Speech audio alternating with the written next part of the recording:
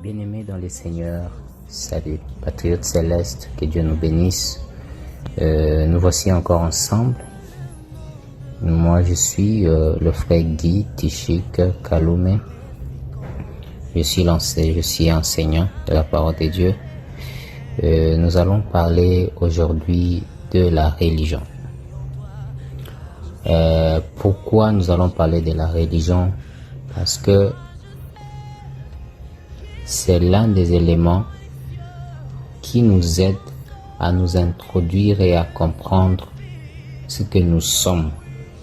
Étant donné que la classe des justifiés a besoin de se rechercher et de rechercher son identité, il est très capital et il est très nécessaire de commencer par les débuts. On ne peut pas parler de Dieu sans parler de la religion. Parce qu'au fait, actuellement, ce qui fait un chrétien et ce que croit l'humanité que peut être un chrétien, c'est à partir de la religion. Voilà pourquoi il faut commencer par là. Il faudrait que nous parlions de la religion et c'est à partir de la religion que tout va commencer. C'est vraiment un des sujets élémentaires, mais je demanderai vraiment votre attention pour que nous comprenions ensemble, nous essayons de décortiquer ensemble et ensemble nous demandons votre participation. Que Dieu nous bénisse.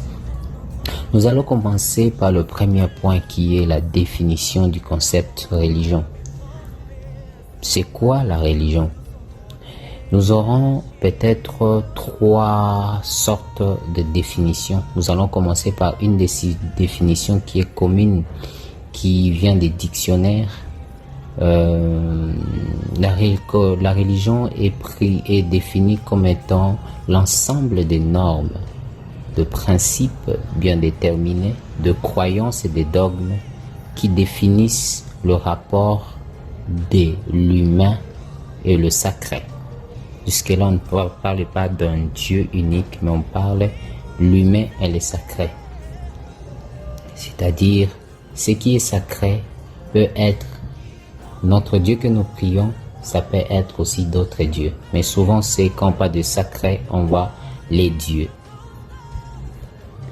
C'est aussi une manière de servir, une manière pour un humain de servir le sacré.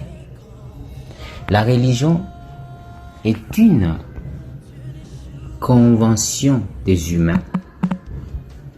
C'est une convention des humains autour de normes et principes en vue de vénérer une entité désignée par eux-mêmes les humains. C'est une tradition des anciens tout autour d'une divinité. C'est l'ensemble de lois qui sont recommandées ou encore de lois et des commandements, de principes, des préceptes, d'ordonnances créés par l'homme qui visent à servir une divinité quelconque. Je pense par ce genre de définition, nous comprenons déjà ce que c'est. Notez bien, tous les principes,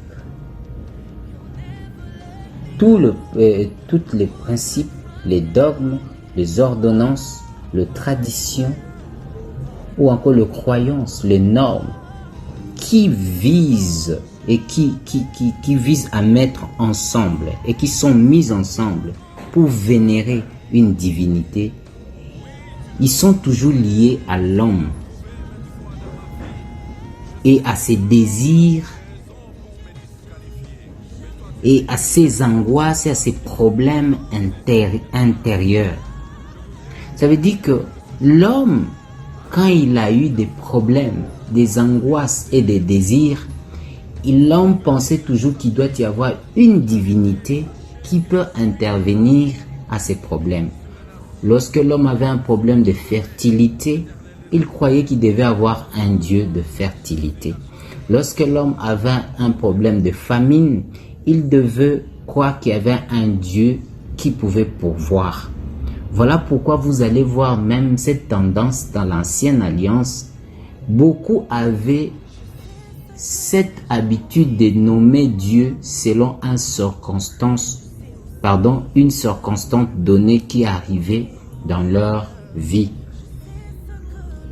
Alors, et souvent, je peux vous donner l'exemple d'Abraham qui appelle Dieu Adonai Jireh. Pourquoi il a appelé Adonai Jireh?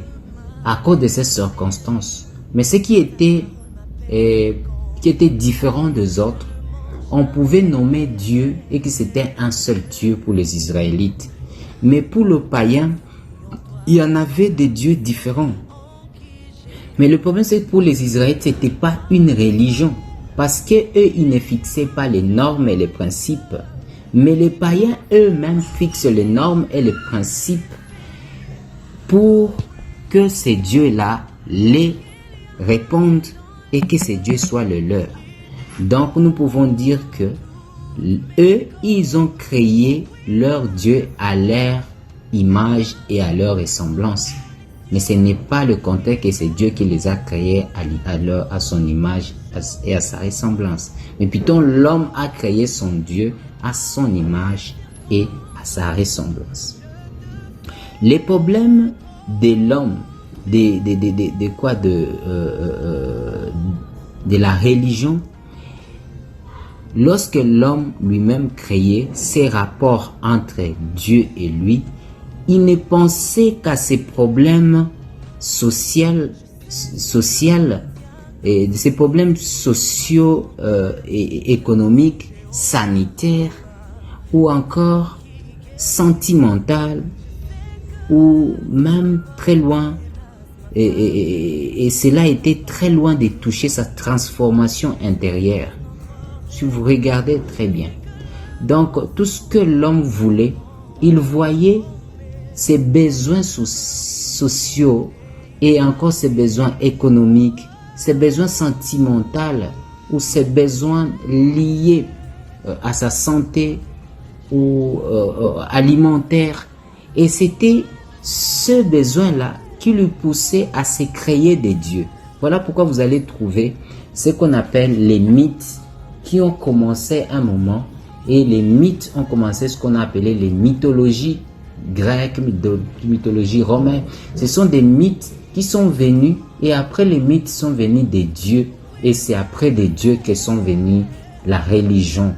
La religion commençait à être nommée après que les hommes aient créé des mythes. Et ces mythes sont venus depuis, je pense, la deuxième dispensation, lorsque les fils des dieux ont envié les filles des hommes et ils ont fait avec eux des enfants. C'est là qu'a commencé la naissance des géants et des mythes. Je pense qu'on va en parler quand on va parler de l'historique de la religion. Bien-aimés dans les seigneurs, ici nous sommes toujours dans la définition. La deuxième définition, nous allons parler de comment historiquement et bibliquement l'homme a créé son Dieu. Dès là, nous allons lire dans 2 Rois chapitre 17 verset 35. La Bible dit ceci: l'Éternel avait conclu une alliance avec eux et leur avait donné cet ordre: vous ne craindrez pas d'autres dieux, vous ne vous prosternerez pas devant eux, et vous ne leur rendrez pas de culte, et vous ne leur offrirez pas de sacrifice. Si nous allons dans Ésaïe chapitre 46 au verset 6, la Bible dit ceci. Ésaïe chapitre 46 verset 6, la Bible dit ceci: Ils versent l'or de leur bourse, ils pèsent l'argent à la balance, ils payent un orfèvre pour qu'il fasse un dieu. Et ils font de révérence et se prosternent. Ici, bien aimé, nous allons voir que l'homme crée lui-même un dieu par l'aide des offrandes et l'or qu'il a lui-même amassé, et il se crée un dieu. Vous allez remarquer que l'homme crée Dieu, un dieu à son image, selon ce qu'il veut, selon sa volonté. Il fixe des normes et des dogmes que ce Dieu-là doit suivre.